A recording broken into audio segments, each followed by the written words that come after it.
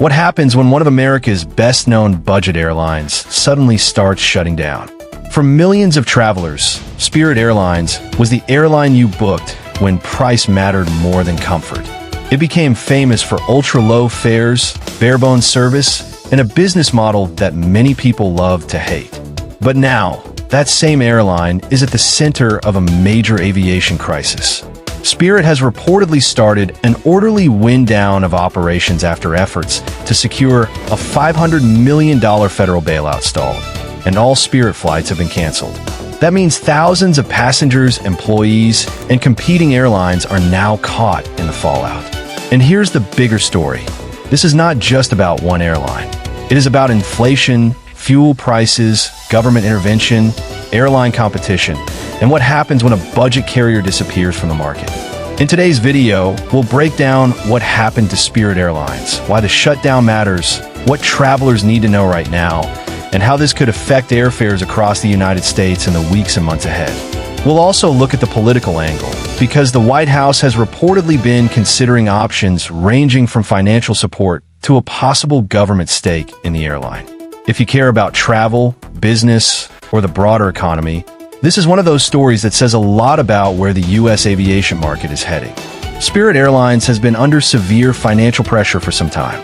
The airline filed for bankruptcy in November 2024, and by August 2025 it had entered bankruptcy protection for a second time, with debts reported around $7.4 billion. Rising jet fuel prices have made the situation worse, and the company's plans to stabilize have reportedly been derailed by the combination of high costs and weak financial support. At one point, reports suggested the Trump administration was exploring a $500 million bailout, or even the possibility, imagecod.com, of acquiring the airline itself. President Trump reportedly said he would love to see someone buy Spirit and suggested the government might help because of the jobs at stake. But that rescue effort appears to have collapsed, and now Spirit is moving towards shutdown. That's an extraordinary development. Spirit is not just any airline. It is one of the most recognizable ultra-low-cost carriers in the country, and its disappearance would mark a major shift in the U.S. travel market. Why it matters? The immediate impact is obvious. Passengers lose flights, refunds become urgent, and travel plans get thrown into chaos.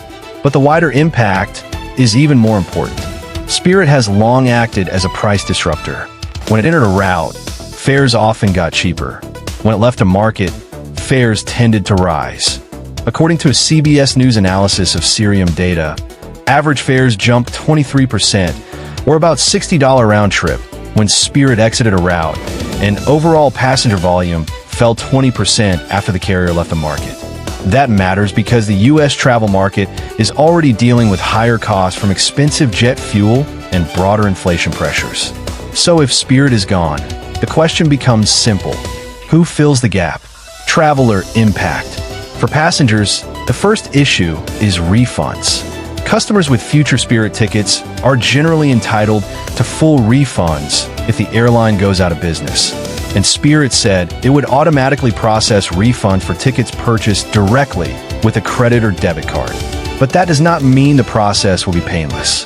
Travel experts are warning passengers to keep every record they have, including confirmation numbers, receipts, and payment records. If the ticket was bought with a credit card, travelers may be able to dispute the charge if the service is not delivered. But travelers who paid with cash or Spirit loyalty points may face far more uncertainty, because those points are not transferable to other airlines. The most important advice is this: do not panic cancel too quickly. Experts say canceling too early could remove protections that would help you later in the refund process. In other words, passengers need to stay calm, stay organized, and act carefully. Who is helping? The good news is that several airlines are stepping in with rescue fares and short-term help for stranded Spirit passengers. United Airlines has said it will cap one-way fares on many routes for Spirit ticket holders, with some prices capped at $199 and longer flights add up to $299. American Airlines said it immediately implemented fare caps on main cabin tickets on Spirit routes, where it also offers nonstop service. JetBlue is offering $99 rescue fares for immediate travel needs, while Southwest is making special fares available at airport ticket counters for eligible routes. Frontier, Allegiant, Avalo, Breeze, and others have also said they are ready to assist affected travelers. That's a rare example of airline cooperation in a moment of crisis, but it also shows how fast competitors move when a major low-cost carrier disappears. Still, even rescue fares may be more expensive than Spirit's old prices. So, for travelers, the situation is not just about finding a replacement flight. It is about adjusting to a likely new normal where cheap airfare becomes harder to find. Market effect. This is where the story becomes bigger than Spirit itself. If the airline is gone for a long time, or gone permanently, then other low-cost carriers may try to step into the space it leaves behind. Analysts believe airlines like Frontier, Avalo, Breeze, and Allegiant may try to backfill those routes over the next several months.